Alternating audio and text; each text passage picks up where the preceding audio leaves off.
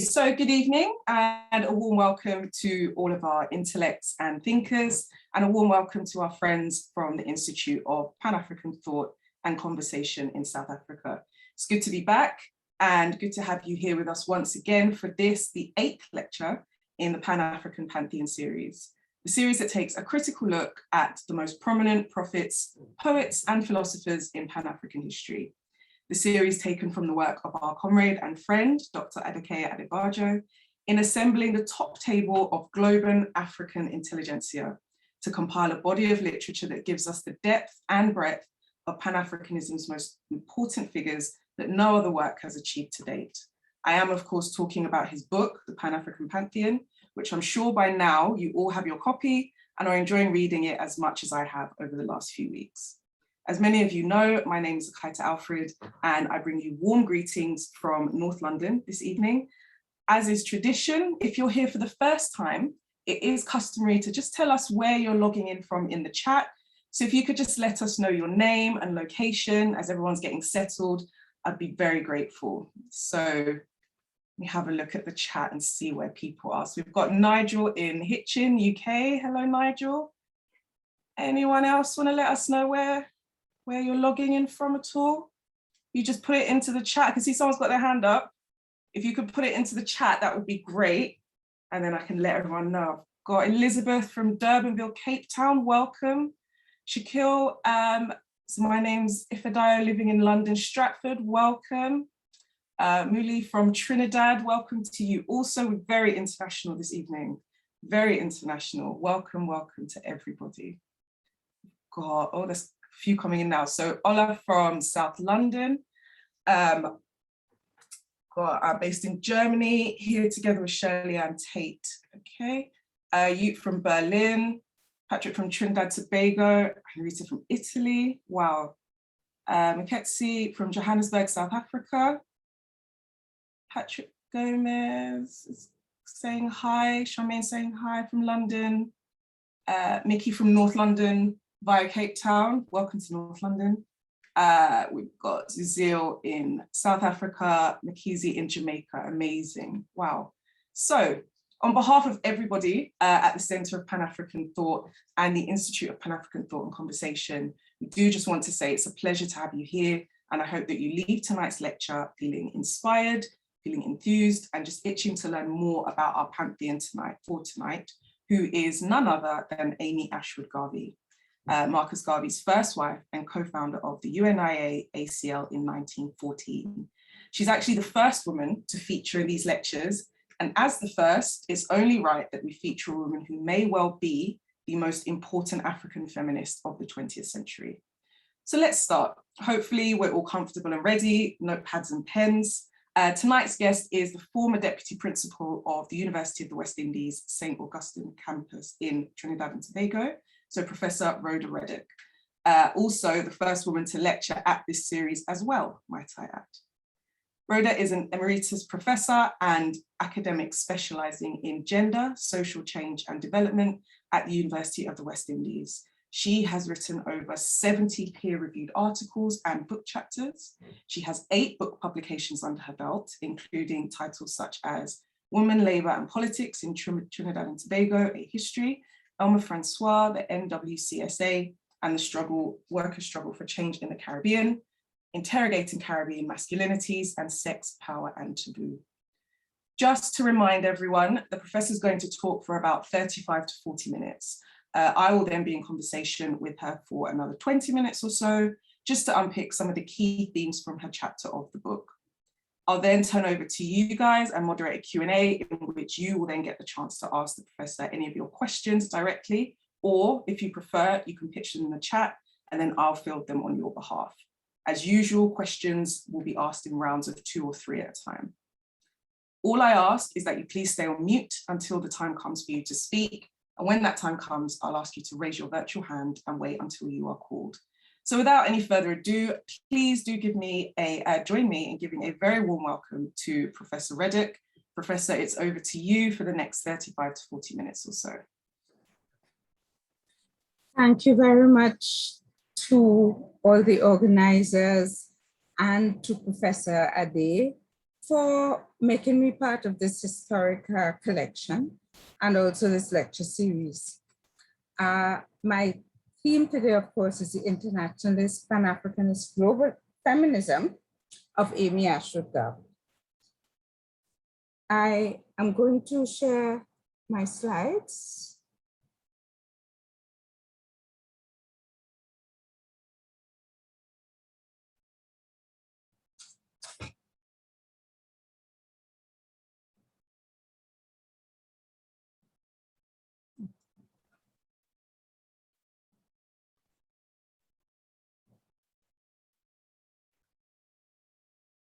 Okay. Are you seeing them now? Are you seeing? Right, good.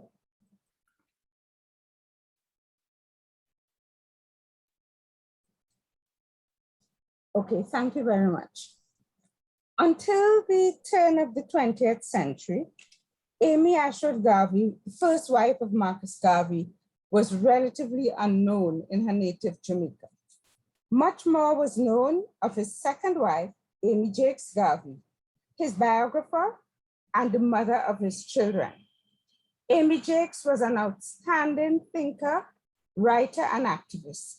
And it's probably to his credit that both of Garvey's wives, the two Amys, were more than simply the helpmeet of great leaders practice at that time would have expected.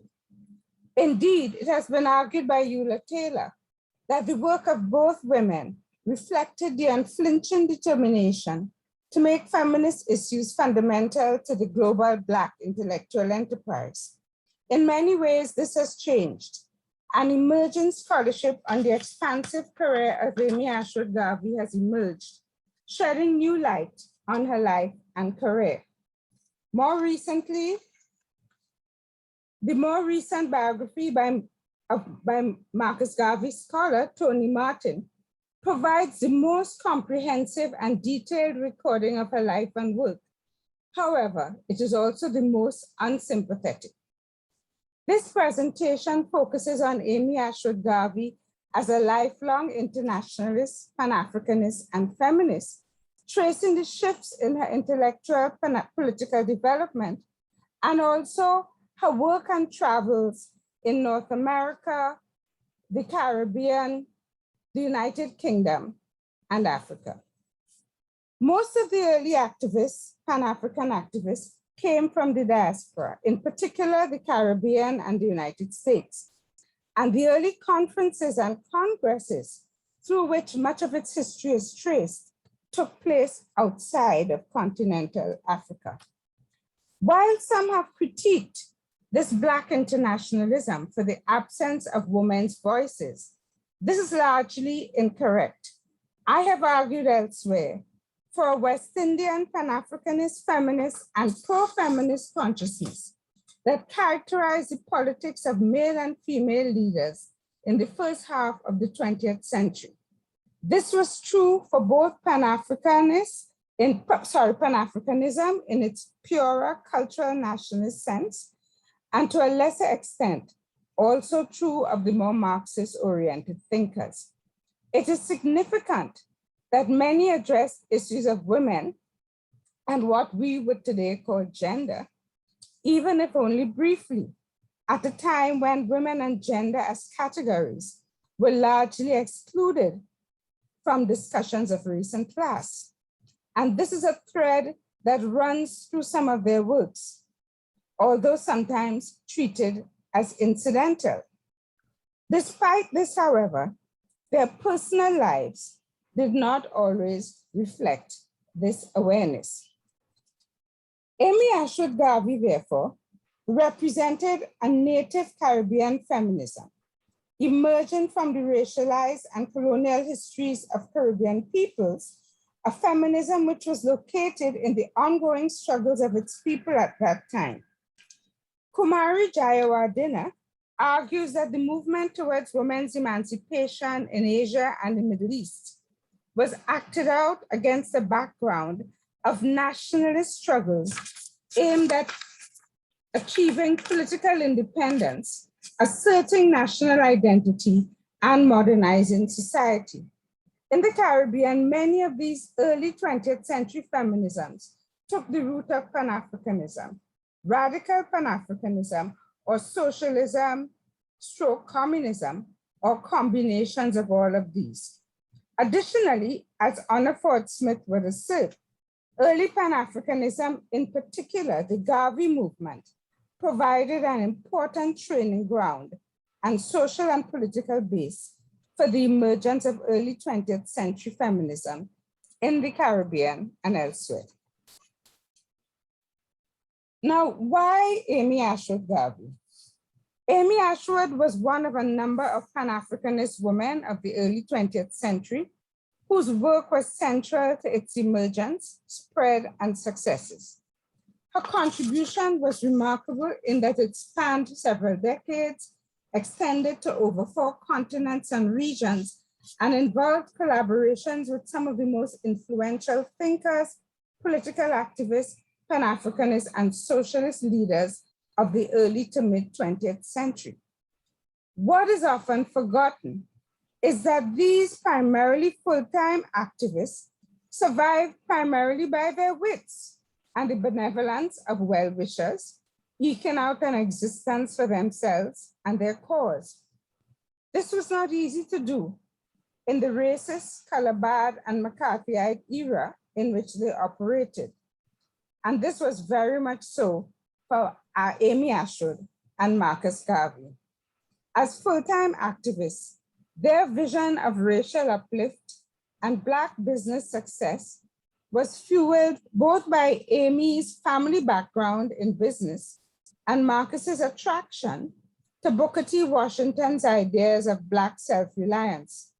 The realities of day-to-day survival and the conflict between the business and the political imperatives of their lives, however, would dog them for their entire adult existence.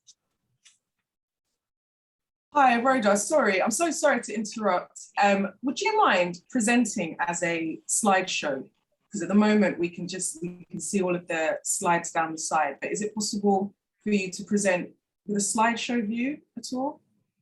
Well, some of it, because not all of it is on the slides, but as in the present, okay. But I could try. With the PowerPoint, you do you go to view, and then I think you can say present as a slideshow. I know, I thought about that, but not all the information is on the slides, but I could try. Okay, thank you. Okay, Amy was born on January 10th, 1987 in Port Antonio in the parish of Portland, Jamaica. She was the third child born into a middle-class family. Her father was a businessman and a baker, and they were in a way better off than many in her community. For part of her early childhood, they lived in Panama, where her family relocated shortly after she was born. And her father ran a printery in Cologne. And during that time, she returned to Jamaica with her mother and was enrolled in the Baptist Westwood High School for Girls at Stewarttown, Trelawney, which was founded by a Baptist minister, especially for dark-complexioned girls who could not attend the other secondary schools. And in a way, this is a reflection of the structured colorism that affected Jamaica and many other parts of the Caribbean. From very early, Elma's extreme intellect and extraordinary inclination to articulate her viewpoints became evident. And she was already beginning to manifest her social consciousness from very early. She became aware of her African ancestry from a teacher at her secondary school. Like other parts of the Caribbean, literary and debating societies were part of the intellectual life of many. And Amy, of course, had aspirations to a theatrical career and had acquired excellent skills. And it was in one of these meetings of the Literary and Debating Society on late July 1914, at the age of 17, that she met Marcus Garvey. She was debating the proposition that morality does not increase with the march of civilization, and he argued in support of her point of view. She accounts that this an elaborate exchange of ideas sparked a romantic relationship where their connection revolved around their similar passion for Africa and African peoples and a belief in the need for immediate action. Amy recalls her second. When the meeting had dispersed, I went off to catch the usual tram home, she said. But waiting at the stop was a stocky figure with slightly drooping shoulders. He seemed familiar. And then he realized he was the gentleman who had argued so forcibly from my point of view. Excitement over the debate had vanished, and I saw clearly that an intense light shone from the light of this, my unknown supporter. Then followed the greatest surprise of my life. The bold stranger came forward impulsively and without any invitation, addressed me in the most amazing fashion. At last, he said in his deep voice, I have found my star of destiny. I have found my Josephine.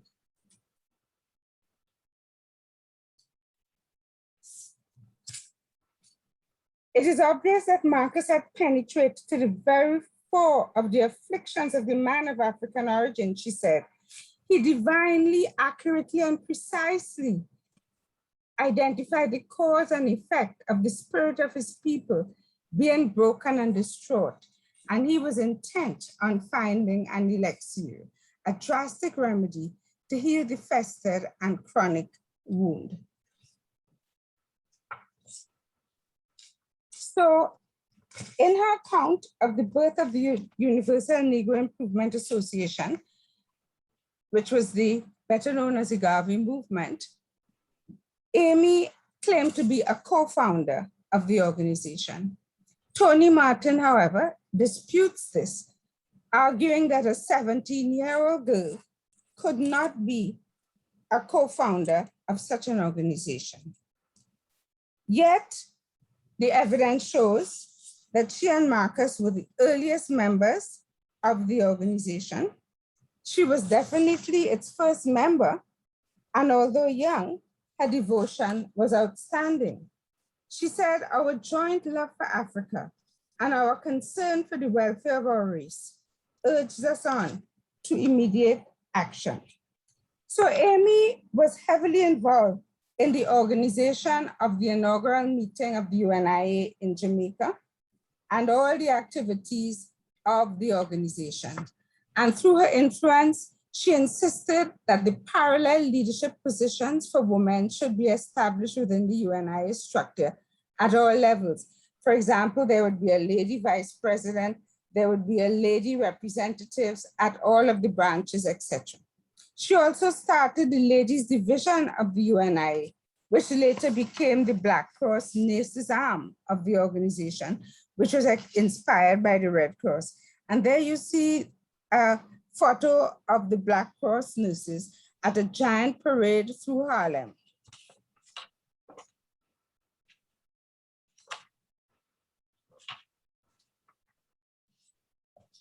Now, unfortunately, the activities of the UNI in Jamaica were not as successful as Amy and Martin and Marcus hoped. The Jamaica proved to be a very difficult ground for the organization, where the class and color hierarchies limited the possibilities for such mobilization, and there was very little support. So Marcus sought his future elsewhere, traveling to London and then settling in Harlem. And Amy's parents, who were concerned about her relationship with Garvey, banished her to Panama, where she stayed for close to 2 years. In Panama, they continued their relationship until Amy joined Marcus in Harlem in September 1980. In Harlem, she became the general secretary of the organization and secretary of the ladies division, of the New York Local. That same year, she joined Marcus in the production and distribution of the Negro World, the UNIA weekly newspaper, which would become the most widely distributed Pan-African newspaper globally. And they would walk the streets together to promote the UNIA and persuade crowds on the sidewalk to attend meetings at Liberty Hall, where she would give speeches about the importance of the UNIA as a political organization seeking to reconnect Blacks throughout the world with an imagined homeland in Africa for their economic, political, social, and cultural well-being. What was interesting is that in her speeches, Amy would often use poetry, in particular, the poetry of Paul Laurence Dunbar, and this would be one of the characteristics of the work of the early UNIA. By 1919, they acquired the building Liberty Hall in Harlem, which became their headquarters. And in the newspaper, The Negro World, in addition to political and historical articles, their work writings reflected the integration of the arts and literature, which was evident since the UNIA's inception in Kingston, Jamaica. Some would suggest acting as a precursor to the Harlem Renaissance, which would follow. So, in addition to asking the crowds to support the UNIA, the crowds would also be encouraged to support the economic ventures of the Garvey movement. And of course, one of the most important was the Black Star Line, which was the plan to develop a shipping company to Africa. And there we see a stock certificate as well as the Negro World article headline mentioning the securing of the first ship.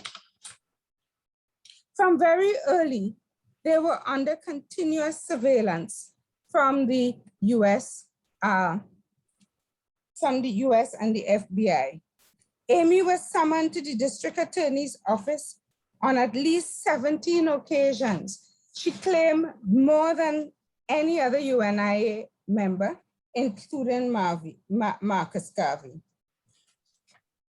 With Amy's support, the UNIA became the most important Black nationalist organization with over 1,120 branches in 40 countries throughout the Caribbean and Central America, including Cuba, which had 52 branches, but also in the US, Canada, and parts of Africa.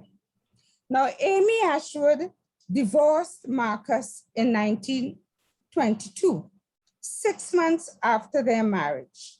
This marked the end of their collaboration and the end of an era for her. In spite of their long relationship, the marriage was disappointingly short. Some suggest it lasted 6 months and ended in controversy. Garvey sought an annulment in early March 1920 and claimed to have obtained a certificate of divorce in July 1922, but Amy never recognized it. She suffered a miscarriage soon after Garvey removed his personal effects from her house. And almost immediately thereafter, Marcus Garvey remarried Amy Jakes Garvey, a friend of Amy, who had been her maid of honor at her wedding and his constant companion since the end of his marriage. She was also a Garveyite and a UNIA activist, and she replaced Amy as Garvey's personal secretary. According to Judith Stein, the clash of these two strong wills must have been at the center of the conflict, which erupted almost immediately after the two returned from their honeymoon. The end of her marriage would always remain a place of pain, sadness, and regret. But for Amy, it also opened up new possibilities. As her biographer would note, she had youth, intelligence, self-confidence, vigor, and experience. And she strategically held on to her connection with Garvey. Amy traveled to Montreal, Jamaica, Trinidad and Tobago, London, throughout Europe, and back to New York during 1924 to 1928. There, with her new partner, Trinidadian Sam Manning, they published the periodical, the West Indian Times and American Review, arguing that African-American periodicals neglected the 3 million Caribbean people in the US, and that paper circulated throughout the Caribbean region.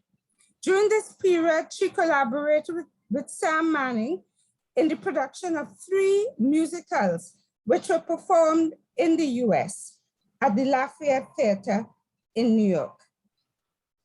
Before settling in London, Amy would travel to a number of other countries, but her interest in Africa would move her in new directions.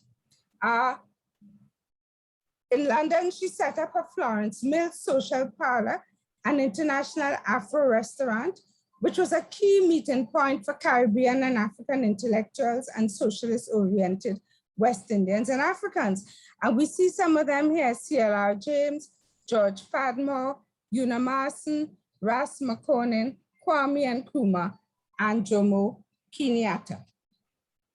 But even prior to this visit to London, at an earlier period in 1924, Amy was involved in the formation of the Negro Progress Union, which was an organization of 13 Nigerian students whose aims reflected Garvey's ideas of self-reliance and self-help, but also an emphasis on girls' education reflecting Amy's influence.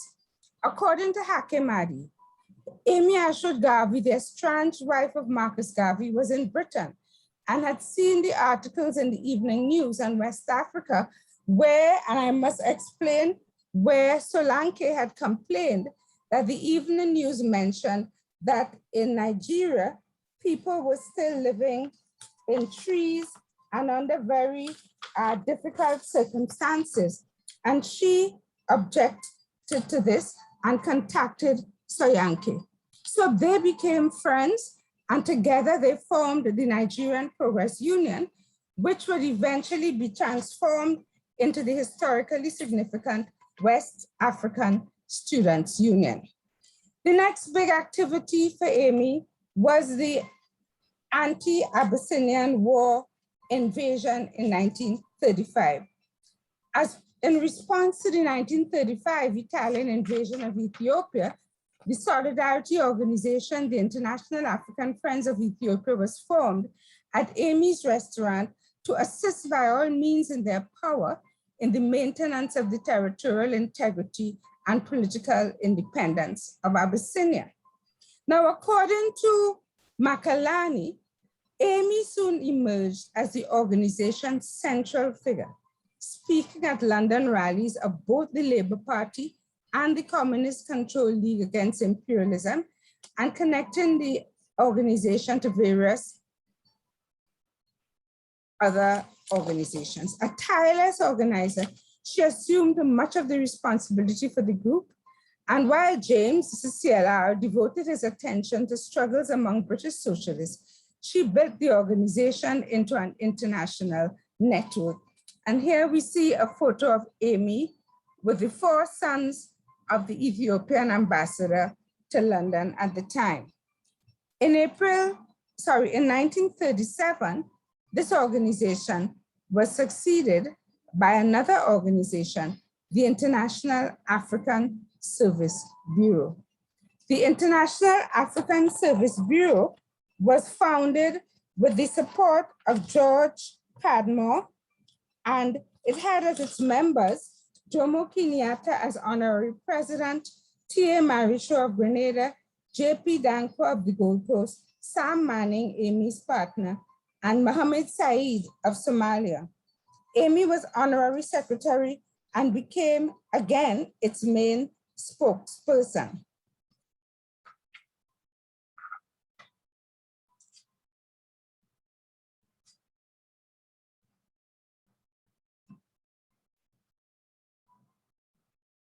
This organization decided to adopt a socialist program and to publish a journal to disseminate information on African problems and the problems of all Black people.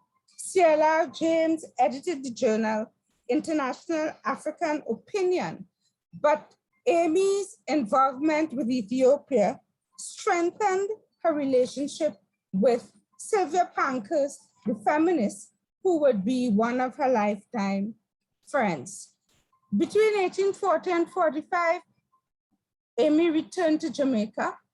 In Jamaica, she was able to attend the memorial for Marcus Garvey, but she also joined a movement for self-government and became president of a largely female political party in which female employment was an important platform issue.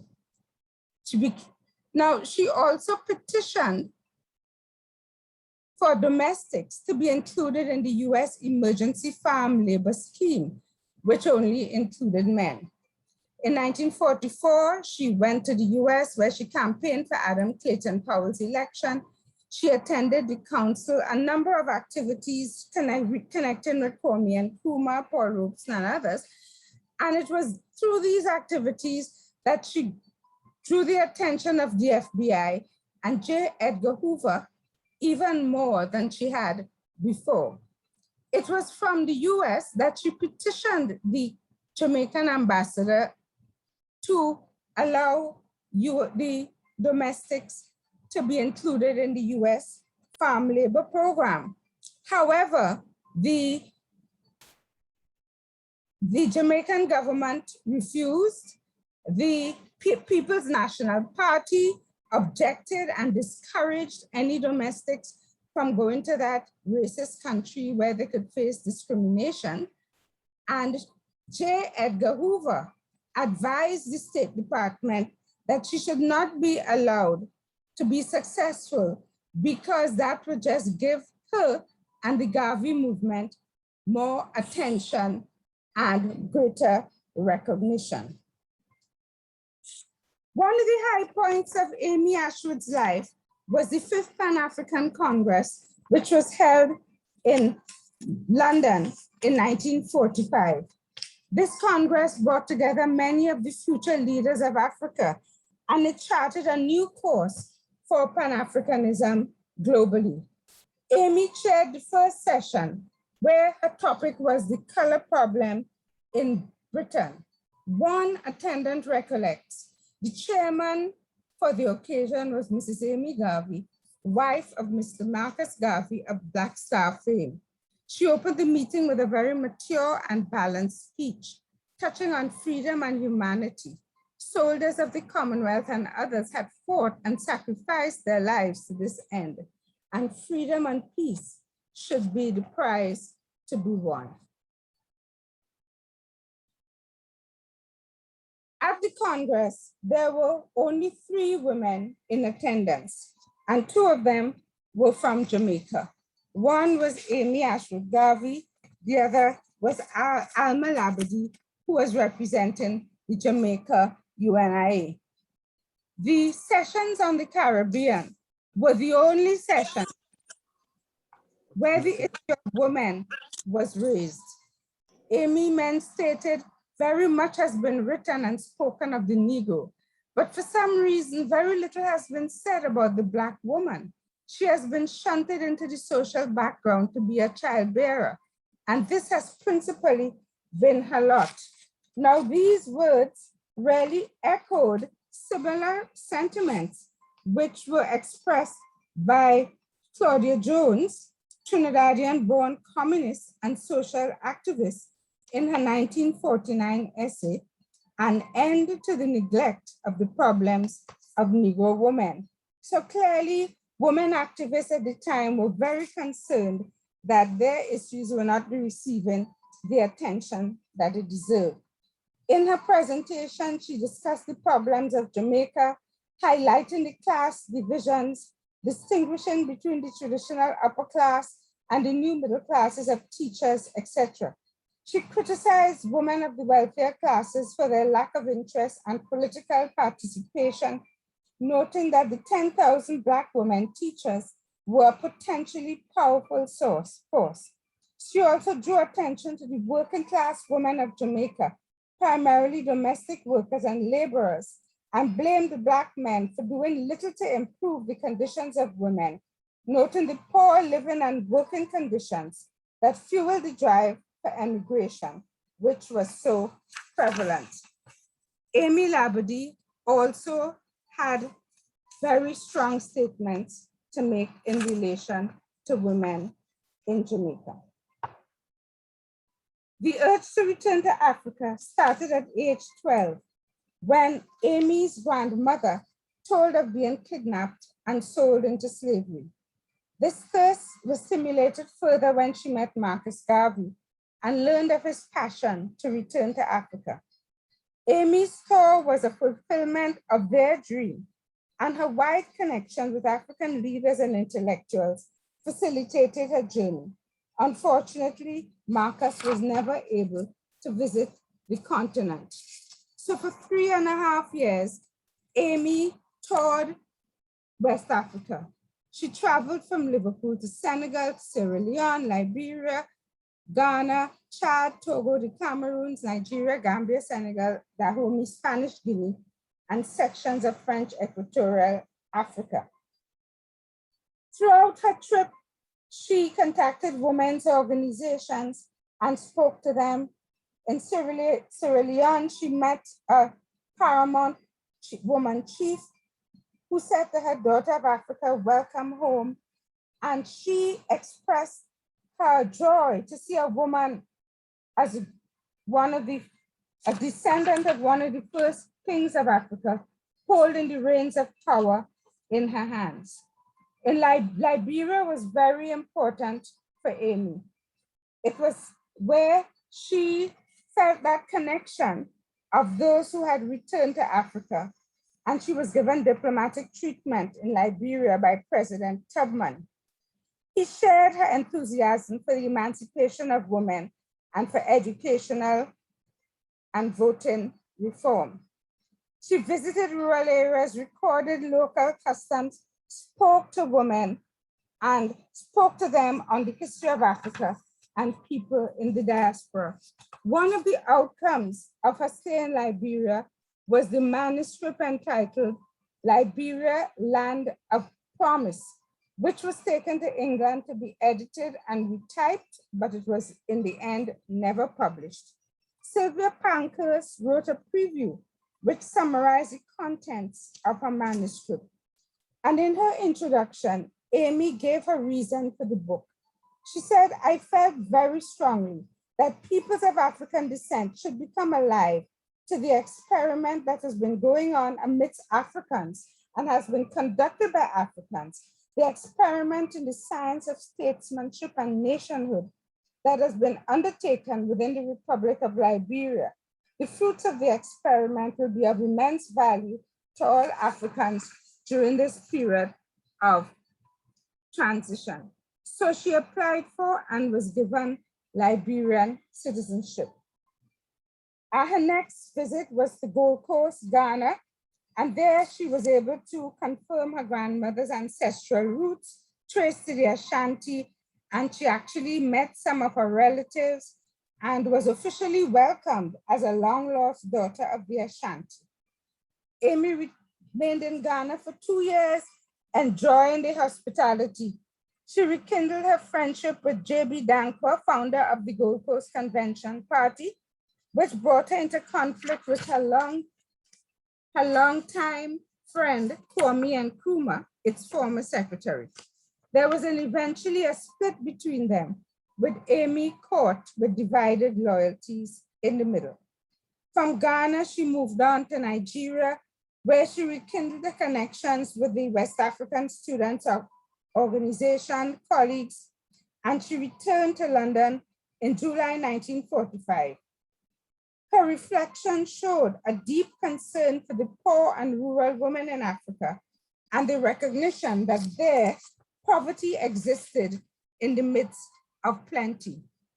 Amy returned to London, where she was confronted with the exacerbation of racism affecting new West Indian immigrants.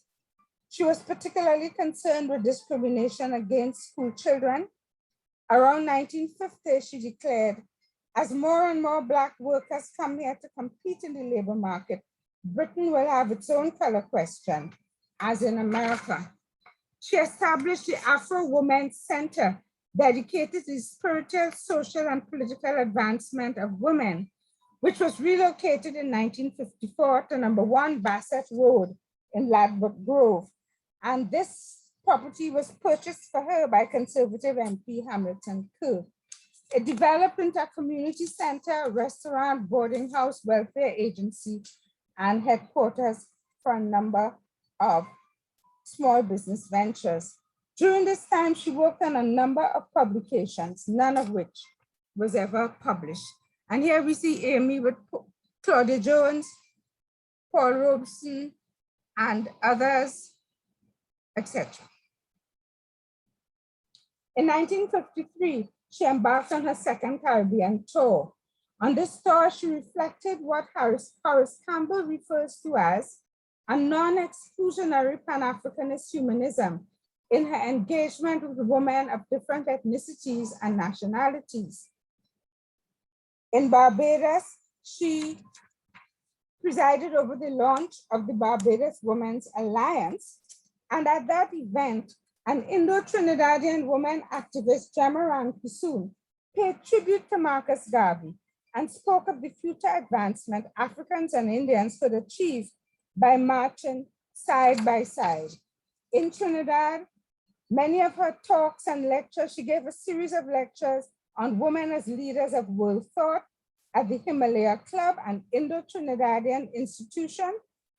Through the support of the Akbarali sisters, 2 Indo-Trinidadian members of the Garvey Welcoming Committee to Trinidad and Tobago. In her lecture, she noted that women in the West Indies were not conscious of the influence which they could exert on world thought. They were not politically conscious. She compared the West Indian woman with the European woman and found her sadly lacking. She called on them to become conscious of their responsibilities and potential to make a significant impact. Like many Black nationalists of the time, the yardstick for progress was based on European achievement, and this was reflected in her presentations. During the month-long visit, she lectured throughout the country and region on many topics.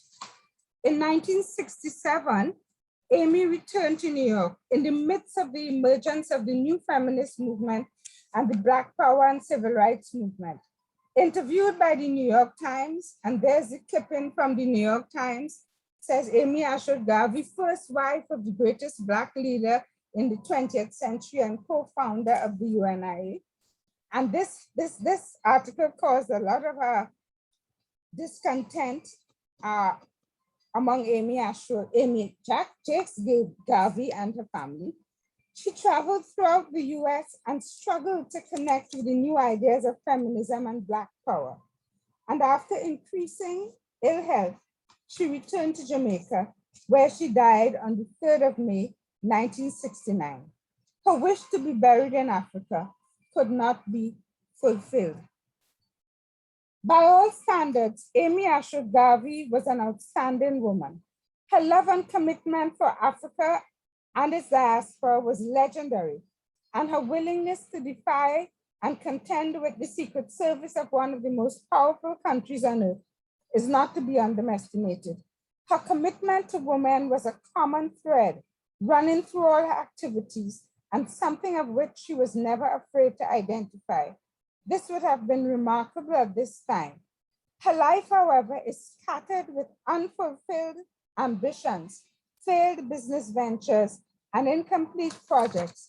She left a number of unpublished manuscripts, including the memoirs of her life with Marcus Garvey and the UNIA, but found it difficult to access publishers. There was no doubt that the insecurities of the activist life would have contributed to this. The inability to secure full-time work and or regular income was the lot of most activists, as I mentioned earlier, yet she was able to travel extensively in Africa, North America, the Caribbean, Central America, and Europe.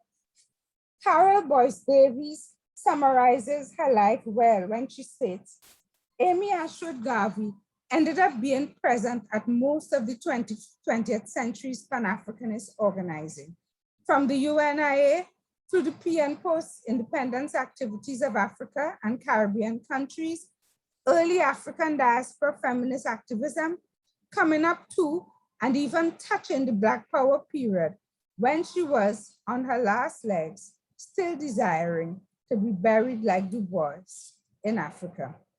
Thank you.